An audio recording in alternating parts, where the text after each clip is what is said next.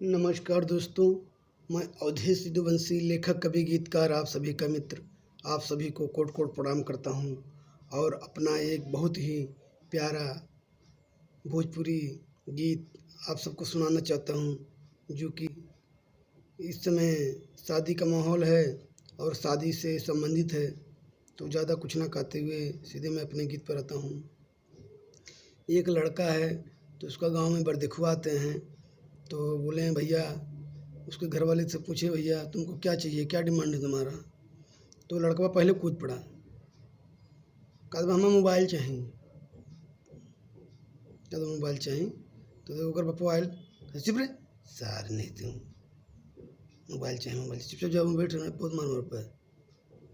कहा नहीं हम बाबूजी हमें मोबाइल ही चाहिए, हम कुछ नहीं मालूम है, हमें मोबाइल चाहिए तो हम भी आवा करब नहीं करब। तो बरदिखुए जो नाली लड़की बपुआ अपने मतलब लड़कों को बपोस कहा भैया काहे मतलब गुस्सा थे, काहे बोलत है लड़का कहा नहीं वैसे कुछ भी बोलते रहा ला पिकिर पिकिर बीच में। तो फिर आयल कहा नहीं हमें मोबाइल चाहिए, हमें कुछ नहीं चाहिए, हमें मोबाइल चाहिए, हमें कुछ नहीं चाहिए। तो लड़की के बपुआ का कहत बा, अरे मोबाइलिया मिनट ठीक बा, लेकिन और कोनो डिमांड हो तो बतावा। कहा नहीं हमें कुछ नहीं चाहिए, हमें मोबाइल चाहिए, मोबाइल चाहिए तो मोबाइल चाहिए, बाकी कुछ नहीं चाहिए। तो ओकर पप्पा का तो रुका तार वहीं चीज बताए तो हम 5 के जाए तब तो धुरम से निकाल थे, तो पूरा इज्जत का हमारे भैया बनाते ना, तो हम बताओ थी बाद में। तो लड़का कहता नहीं चाहिए तो चाहिए, हमें मोबाइल ही चाहिए।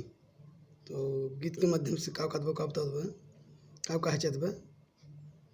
तो लड़की के पास कहत बा, अरे चाही न कुछ हो दहेज ए बाबूजी मोबाइल चाही, चाही न कुछ हो दहेज ए बाबूजी मोबाइल चाही, सुना सुना मैसेज ए बाबूजी मोबाइल चाही, सुना सुना मैसेज ए बाबूजी मोबाइल चाही, चाही न कुछ हो दहेज ए बाबूजी मोबाइल चाही, सुना सुना मैसेज ए बाबूजी मोबाइल चाही। और क्या कहता है, अरे लड़की चाहे गोर रही चाहे रही करिया, ओकर नाही बाटे बाबूजी तो फिकिरिया।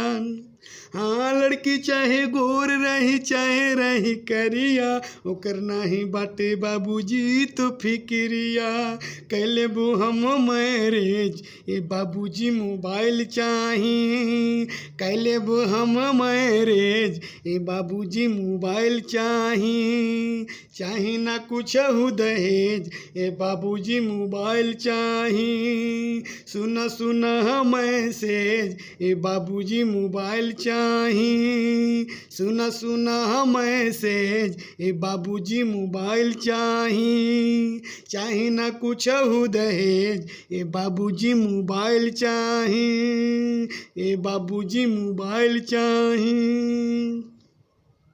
और क्या कहत बा, अरे नहीं चाही बाबूजी मेवा मिठाई, नहीं चाही बाबूजी गद्दा रजाई, हाँ नहीं चाही बाबूजी मेवा मिठाई, नहीं चाही बाबूजी गद्दा रजाई, चाही ना कुर्सी मेज ए बाबूजी मोबाइल चाही, चाही ना कुर्सी मेज ए बाबूजी मोबाइल चाही, चाही ना कुछ हो दहेज ए बाबूजी मोबाइल चाही, सुना सुना मैसेज ए बाबूजी मोबाइल चाही, सुना सुना मैसेज ए बाबूजी मोबाइल चाही, चाही ना कुछ हो दहेज ए बाबूजी मोबाइल चाही, ये बाबूजी मोबाइल चाही।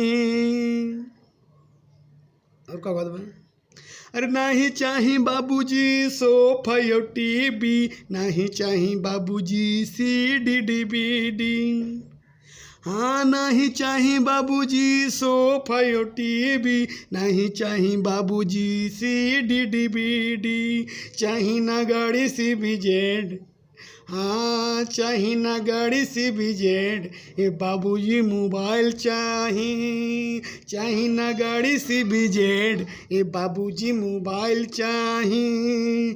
सुना सुना मैसेज, ए बाबूजी मोबाइल चाही। सुना सुना मैसेज, ए बाबूजी मोबाइल चाही ना कुछ दहेज, ए बाबूजी मोबाइल चाही। ए बाबूजी मोबाइल चाही, ए बाबूजी मोबाइल चाही। नमस्कार दोस्तों।